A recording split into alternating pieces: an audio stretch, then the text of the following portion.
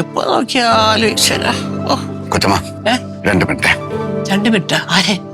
ആരാടാ? ആരുമില്ലല്ലോ. കമ്മീഷണർ വിളിക്കണം കൊച്ചമ്മ. കമ്മീഷണർ വിളിക്കാനോ?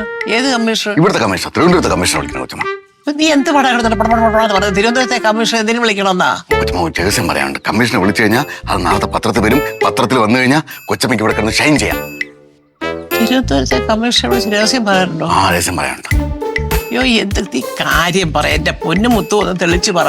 അടുത്ത് ഇപ്പൊ തൽക്കാലം പറയരുത്. ഇല്ല. എല്ലാം അതിനു ശേഷം മാത്രം പറഞ്ഞാൽ മതി. അയ്യോ എന്തോന്ന്? എന്റെ കൂട്ടുകാരൻ രമേശിനെ ഞാൻ അവരെ അത്യാവശ്യമായിട്ട് വിളിച്ചു. വിളിച്ചതും വേറെ അതെയാണ് ആദ്യം ഫോൺ എടുത്തത്. എന്റെ അടുത്ത് കുറെ കാര്യങ്ങൾ പറയാൻ തുടങ്ങുന്നതും കട്ടി. ഞാൻ രണ്ടാമത് വീണ്ടും ഞാൻ വിളിച്ചപ്പോൾ അതേ പതിയോട് സംസാരിക്കുന്നു. അപ്പോൾ ഞാൻ കൊണ്ടാ കട്ട് ചെയ്തു. എങ്ങനെ രമേശിനെ രക്ഷപ്പെടുത്തണം കൊച്ചമ്മ? വല്ലാത്ത അവസ്ഥയിലായിരിക്കവായി. അയ്യോ ഇത് എവിടെ എപ്പോ സമയം എന്താ നിന്നെ ചീത്ത വിളിക്കുന്നതാ? ഇല്ലില്ല, അവൻ പറഞ്ഞു അവനാണ് എടുക്കുന്നത്. ഫോൺ എടുക്കുന്ന അവനാണ്. രമേശിനെ വിളിക്കുമ്പോ രമേശ് ഫോൺ എടുക്കണ്ടേ? ഇത് രമേശ് ഫോൺ എടുക്കുന്നില്ല, പകരം ഈ ഫോൺ എടുക്കുന്നത്. നമ്പർ പെട്ടെന്ന് പെട്ടെന്ന് അവിടെ കൊച്ചമ്മ എത്രയും വേഗം വിളിച്ച് പറ കൊച്ചമ്മ. അല്ലാത്ത അവസ്ഥ രമേശിനൊന്നും വരത്തല്ലേ. 813 48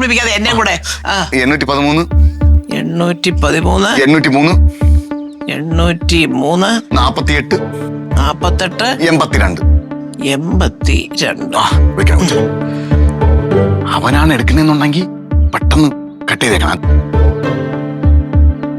ലൗഡ് സ്പീക്കർ കൊച്ചമ്മ, ലൗഡ് സ്പീക്കർ.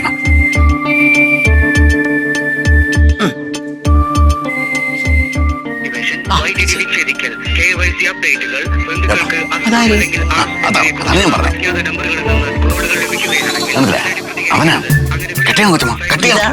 അതെ അതെ, കട്ട് ചെയ്യ്. വിഷയാവാതെ കട്ട് ചെയ്യ്. എന്നൊരു കമ്മീഷനെ വിളിക്കണം. കമ്മീഷനെ വിളിച്ച് കാര്യം പറ. അല്ല ഈ കമ്മീഷനെ വിളിക്കണമെന്ന് പറഞ്ഞാൽ ഇത് കേട്ടാലാണ്. ഇതൊക്കെ പഞ്ചലോഹത്തിലെങ്ങാണ് ഒരു അവാർഡ് ഉണ്ടാക്കി തരണോടാ ഈ പേടി മാറാന്. എടാ കഴുതേ, ഇതെന്തോ അത് നിനക്ക് മനസ്സിലായില്ലേ? ഇതുവരെ മനസ്സിലായില്ല. അതായത് സൈബർ സെല്ലിൽ നിന്ന് നമുക്കൊക്കെ ഉള്ളൊരു മുന്നറിയിപ്പാ. മനസ്സിലായോ? കണ്ട നമ്പറിൽ നിന്ന് ഫോൺ വിളിച്ചിട്ട് താൻ അങ്ങനെ ചെയ്യ്, താൻ ഇങ്ങനെ ചെയ്യിക്കുക, നീ അങ്ങോട്ട് ചെയ്യ്, മറ്റേത് ചെയ്യ്, മറിച്ച് എന്ന് പറഞ്ഞ് നമ്മളെ കയ്യിലിരിക്കുന്ന കാശും പോവും, സൽപ്പേരും പോവും, ലോകത്തില്ലാത്ത ചീത്തപ്പേര് ഇവിടെ നമ്മുടെ തലേ വരും. അതുകൊണ്ട് ചുമ്മാ ഈ ഫോൺ വെച്ച് കിടുക്കോ നീ കളിക്കുന്നവർക്കുള്ള ഒരു മുന്നറിയിപ്പാ. അതൊന്നും എടുക്കരുത്. നോക്കിയും കണ്ടും വേണം ഫോൺ കോളുകൾ അറ്റൻഡ് ചെയ്യാനെന്ന്. മനസ്സിലായോ? ഇങ്ങോട്ട് പറഞ്ഞു തരുന്നായിരുന്നല്ലേ?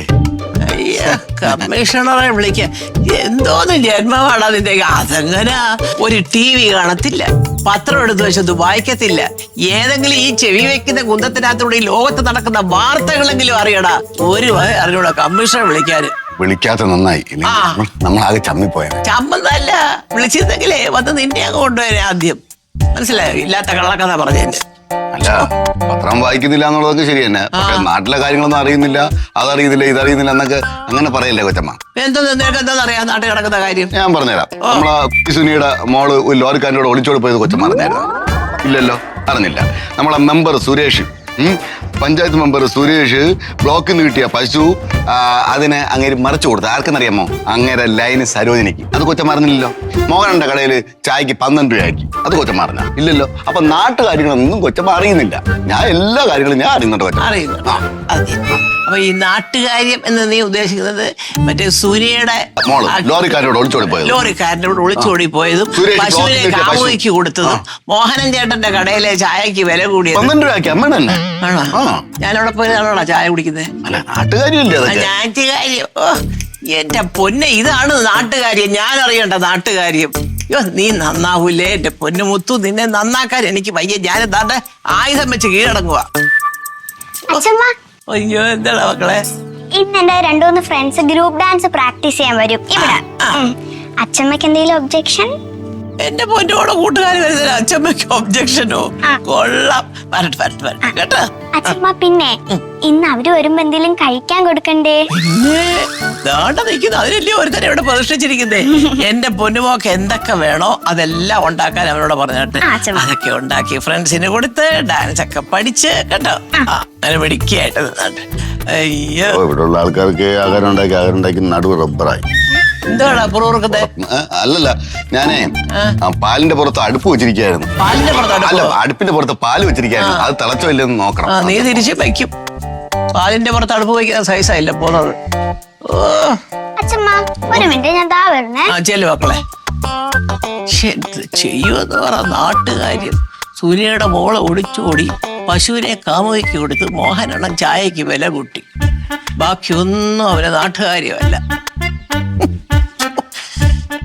ഈശ്വരാ, മിക്കവാറും എനിക്ക് ഭ്രാന്താവും ഈ പോക്ക് പോയാ.